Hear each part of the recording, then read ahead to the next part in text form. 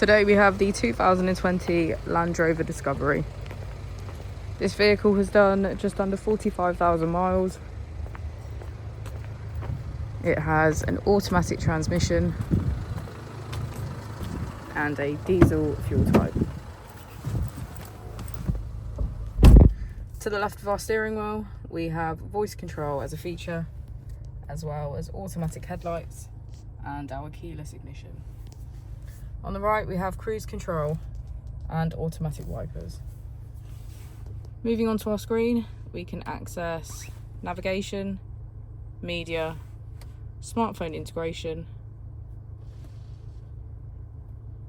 our eco data, Apple CarPlay and web browser, valet mode, and if we put the vehicle into reverse, we can see that it comes with a parking camera with parking sensors.